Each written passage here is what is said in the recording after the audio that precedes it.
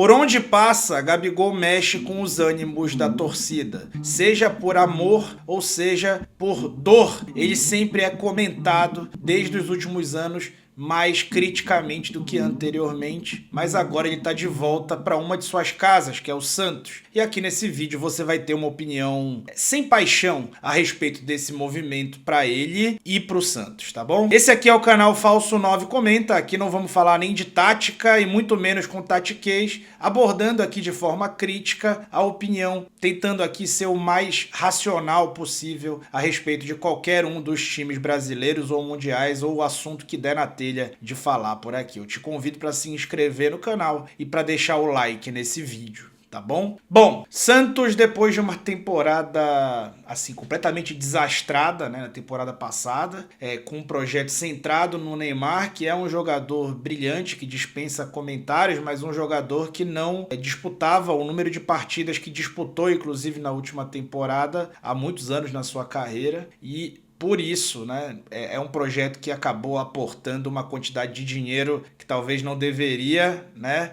em um único jogador, e isso pode ter tumultuado tudo, né, dada a importância que foi dada. Além disso, é claro que houve outros desastres, né, um investimento desmedido, até pouco sustentável na equipe, e investimento que não parece que vai diminuir no ano de 2026. Falando especificamente sobre esse movimento do Gabigol, eu queria falar que o Gabigol junto ao Neymar, junto pro Vojvoda, que é o técnico da equipe, né, eles não vão ser um problema, né? Pelo menos o Gabigol certamente não vai ser um problema no ponto de vista tático, e o Neymar, ele certamente também não, porque é um cara que pode resolver jogos como resolveu no final da última temporada. Primeiro vamos pensar em como que o Vojvoda joga e depois vamos falar especificamente de Gabigol e Neymar, mais especialmente de Gabigol. O Vojvoda se notabilizou, e formou os seus melhores times a partir de defesas muito pressionantes e não no campo defensivo. Um time que tinha pouca posse de bola, mas que pressionava seus adversários de forma muito vigorosa, o mais alto possível, e recuperava essa bola fazendo um jogo muito direto pelos lados e também acionando os jogadores do centro do campo. Então ele sempre gostou de 10 como o Neymar, mal comparando, ele teve lá o Lucas Crispim, teve o Lucas Lima e outros jogadores no Fortaleza que faziam isso e tinham participação mais tímida sem a bola. A pressionar o homem da bola é uma coisa que o Neymar foi ensinado a fazer ao longo de toda a sua carreira na Europa, e ele sabe fazer muito bem isso quando tá bem fisicamente, tá? E é isso aí, a gente entender como é que vai estar o Neymar fisicamente nessa temporada, tendo em vista que ele teve que passar, ou vai ter que passar, não sei se já fez, uma intervenção nesse início de ano, e aí, quando que ele vai começar a jogar, né? O futebol começa em janeiro já, né, o Campeonato Brasileiro, e o Santos precisa começar olhando para baixo e depois ir galgando posições, porque pode sim ter um time muito forte, né, um time que tem um protagonista que é capaz de absolutamente tudo, de resolver grandes jogos como é o Neymar, e tem alguns bons coadjuvantes, como pode se tornar o Gabigol, até um cor, digamos assim, jogador principal, né? Quase que o coadjuvante na acepção da palavra. Ele pode ter jogadores ali que vão contribuir muito, como o Barreal, como o Roleiser, que é um jogador que acaba não conseguindo jogar porque é canibalizado ali pelo Neymar como titular, né? Mas ele pode, de repente, o Vojvoda encontrar um espaço para os dois no mesmo time, tendo o Gabigol para acrescentar, tendo o William Arão e João Schmidt ali na cabeça da área com muita qualidade para jogar e para marcar. Então pode ser formado um time interessante, tem técnico para isso e tem material humano para isso na teoria, tá? E agora nós vamos falar um pouco mais sobre o Gabigol. O Gabigol, gente, ele sempre foi um jogador muito midiático e muito decisivo. Ele tem esse caráter com ele, né? Ele é um jogador de caráter decisivo, de quem você pode esperar que faça gols nos momentos mais difíceis, mas também você pode esperar muita coisa também no aspecto não ideal, digamos assim. Ele não tem uma grande qualidade técnica para absolutamente nada, então ele não é um grande finalizador, de ampla variedade de movimentos. Ele não é um cara que tem muita explosão atualmente. Ele não é um cara que duela de costas e sabe jogar de costas. Ele não tem o cabeceio, não tem a perna direita. Mas ele, durante muito tempo, foi o melhor atacante do futebol brasileiro com muito mérito, tá? E aí, aonde que morava o brilhantismo do Gabigol? Morava aqui. Tá? Na cabeça que ele tem para jogar futebol. Seja a parte cognitiva de entender o jogo, entender os espaços e ali se infiltrar para se colocar em condições boas e trazer o time para isso. Quando exercida corretamente, tá? Esse cognitivo exercido corretamente, e no tempo de Flamengo nem sempre foi. Durante muito tempo ele foi o cara que determinava as movimentações do time porque justificava isso com gols. Então ele partia dele o movimento dos outros três. Então Everton Ribeiro, Arrascaeta e Bruno se movimentavam nos espaços que o Gabigol deixava, e os espaços que ele deixava depois eram atacados por ele próprio, dada a movimentação dos demais. Então ele vinha, na época do Jorge Jesus, receber essa bola do Jorge Jesus, passando pelo Rogério Ceni até o Renato Gaúcho, que foi a sua grande fase de Flamengo.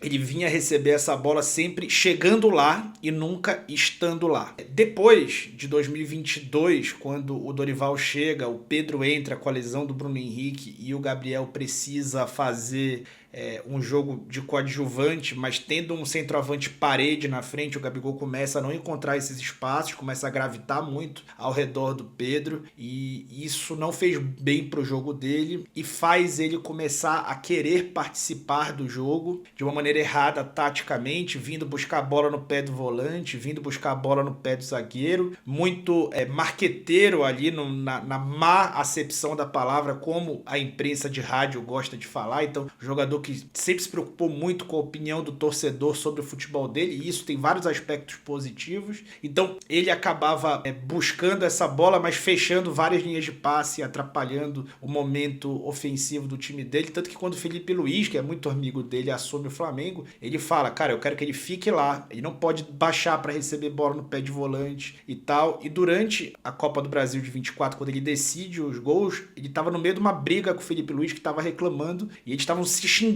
porque o Gabriel não obedecia isso. Depois do segundo jogo ele já não joga, né? E tem um conflito entre eles antes da saída do Flamengo. Bom, taticamente ele é um cara que teve esse cognitivo para jogar bola há muito tempo. Mas, como eu falei, a cabeça dele trazia duas qualidades. Uma, essa qualidade no cognitivo, que durante muito tempo foi qualidade, durante outro tempo, com uma dose de egoísmo, foi um grande defeito, como eu expliquei para vocês. Mas, especialmente, a confiança no próprio jogo. O Gabigol, ele tinha o seu potencial alçado a um nível que ele não tinha em aspectos de qualidade, porque ele era um cara que sempre se julgou predestinado e sempre se enxergou num nível de qualidade até maior do que aquele tem. E enquanto ele teve com a confiança alta, ele foi incrível, um atacante apaixonante. Aqui dá pra ver o Zico atrás de mim, não dá pra esconder que eu sou flamenguista. Talvez de todos os atacantes que eu tenha visto, né, em vida adulta,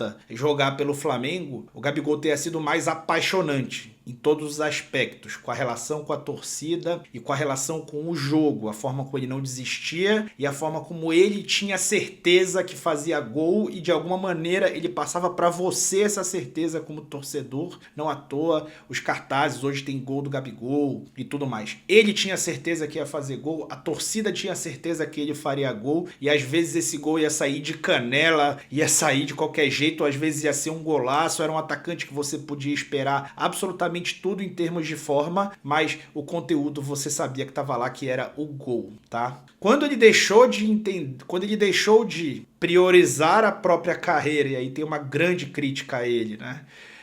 Porque o Flamengo, ele traz esse oba-oba e é uma casca de banana numa carreira de alto nível, né? Quando ele deixa de priorizar a própria carreira, isso é notório, e fisicamente ele demonstrou no corpo dele isso, por mais que tenha dado entrevistas dizendo que em casa todo mundo dizia que ele era gostoso. Ele, um cara que mudou fisicamente, muito claramente, ficou inchado, ficou mais lento, teve durante muito tempo, 2023, ele foi o pior atacante entre todos os atacantes da Série A, na maioria dos atributos que define um bom atacante. Então, no geral, eu até fiz um vídeo no canal, né, no Falso 9, que ele naquele momento foi o pior atacante da Série A. numa tática que o priorizava, que era do time do Sampaoli, que durante muito tempo foi um bom time e depois deixou de ser.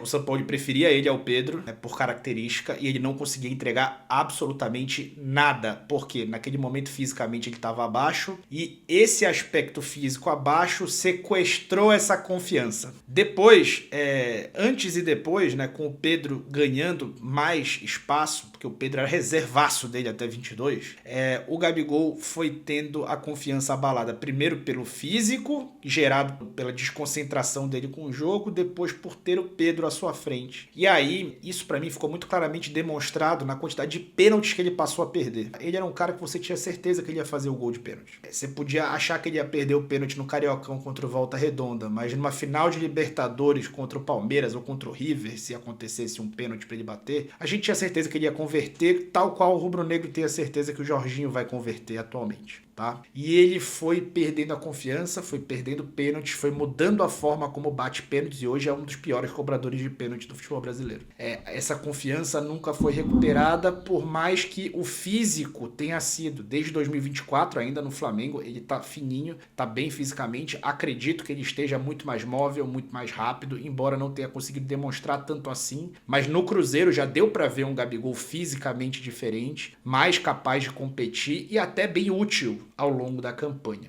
Mas havia o Caio Jorge no meio do caminho havia um Caio Jorge encantado. E agora há um Tite no meio do caminho e o Tite talvez tenha sido uma bênção para ele poder voltar a ter um contexto que talvez ele jamais fosse ter novamente na carreira. Se ele não fosse santista, ou seja, santista de RG e CPF e santista de coração, e a torcida não o amasse por ser esse cara tão midiático, o Gabigol, por serviços prestados ao futebol nos últimos 4 anos, jamais, eu repito, jamais seria presenteado com a camisa 9 de um time com muito talento como é esse Santos, que pode ser formado para 2026. Então, ele é um cara que vai ter tudo ou nada para a própria carreira. Ele vai ter a oportunidade, de novo, de jogar numa equipe que pode ser dominante contra a maioria dos adversários que vai enfrentar e que contra outros adversários pode preparar um jogo de transição que, ao contrário do que ele falou no Podpah, é bom para ele. É bom para ele determinados jogos de transição, porque ele vai encontrar os facões dele, que ele tem inteligência e hoje ele tem o físico para aproveitar, e isso pode trazer de volta a confiança que ele perdeu e nunca, até hoje, dia 7 de janeiro de 2026, nunca recuperou. Então, o Gabigol tem ao seu favor o cunhado, que é um craque,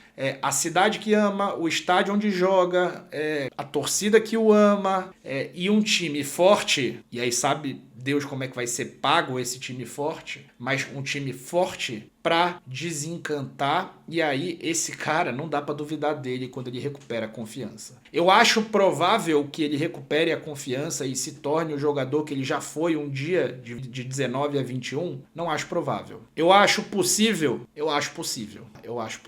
porque a confiança é o doping legalizado do futebol. O jogador, quando ama o que faz e se ele voltar a amar, se ele voltou a amar ou se ele ainda ama o que faz, ama onde está, ama os seus companheiros e se encontra em campo, ele pode ter isso. E no Santos ele não vai ter uma coisa que ele teve durante todos os últimos anos e o impediu de recuperar essa confiança. Ele não vai ter uma concorrência à altura, né? O Lautaro Dias não é um concorrente à altura. Enquanto o Caio Jorge era, enquanto o Pedro era também, né? Não precisa nem falar. Então ele não vai ter um concorrente à altura que vai, depois de 2, 3 jogos ruins, fazer com que ele sente no banco. E isso também vale ouro para ele nesse momento da carreira, né? Então, o Gabigol, ao contrário de reclamar, ele tem que agradecer a chegada do Tite ao Cruzeiro, porque claramente não tinha como trabalharem juntos e fez com que o Cruzeiro topasse pagar metade do salário dele para ele poder voltar a jogar no lugar que ele tanto ama.